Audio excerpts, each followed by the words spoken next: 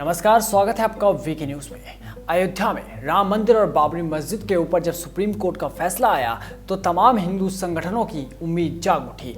उन तमाम मंदिरों के लिए जिन पर कब्जा किया गया है, फिर चाहे वो काशी विश्वनाथ मंदिर हो, मथुरा हो या फिर कुतुब मीनार में हो, एक एक करके सभी मंदिरों और विवादित जमीनों पर फैसले की बारी है। ऐसे ही काशी विश्वनाथ मंदिर और ज्ञानवापी मस्जिद को लेकर कोर्ट ने फैसला सुनाया।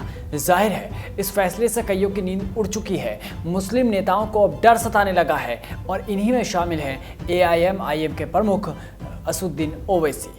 उन्हें अब पुरातात्विक विभाग पर भरोसा नहीं है। दरअसल काशी विश्वनाथ मंदिर और ज्ञानवापी मस्जिद केस में सर्वेक्षण के लिए वाराणसी जिला अदालत से मंजूरी मिलने के बाद AIM के अध्यक्ष असुद्दीन ओवैसी ने कोर्ट के फैसले की वैधता पर सवाल खड़ा कर दिया। ओवैसी ने कहा कि all India Muslim personal law board और मस्जिद कमेटी को इस आदेश पर तुरंत अपील कर केस पर सुधार करवाना चाहिए।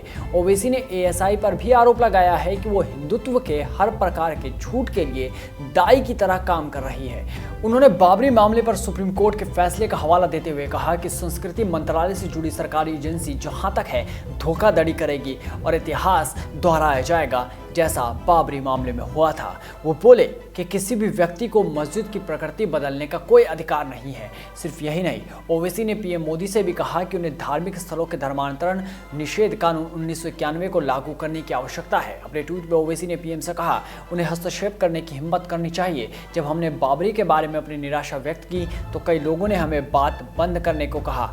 अब तुम सब कहाँ हो? ये ओवैसी के सवाल हैं। हालांकि कोर्ट के आदेश के मुताबिक पुरातत्व विभाग की 5 सदस्यीय टीम पूरे परिसर की खुदाई कर मिले साक्ष्यों का अध्ययन करेगी और इस बात का पता लगाएगी कि ज्ञानवापी परिसर के नीचे जमीन में मंदिर के अवशेष हैं या नहीं। ये तो जांच के बाद पता चलेगा, लेकिन ओवैसी को अभी से ही जांच पर शक है। ये शक है या फिर जनता को गुमराह करने की ट्रिक? ये सवाल इसलिए क्योंकि ज्ञानवापी को लेकर हिंदू पक्ष की ओर से दावा किया जाता है कि विवादित ढांचे के फर्श के नीचे 100 फीट ऊंचा आदि विश्वेश्वर का स्वयंभू ज्योतिर्लिंग स्थापित है। यही नहीं, विवादित ढांचे के दीवारों पर देवी देवताओं के चित्र भी प्रदर्शित हैं। इसके साथ ये भी कहा जाता है कि हजारों साल पहले 2050 विक्रम संवत में राजा विक्रमादित्य ने बनवाया था और फिर सतयुग में राजा हरिश्चंद्र और बाद में 1788 में इंदौर की महारानी अहिल्याबाई होलकर ने इसका जीर्णोद्धार कराया था। जाहिर है कि मंदिर भी ऐतिहासिक है और ओवैसी जैसे नेताओं को इसी सच का डर है।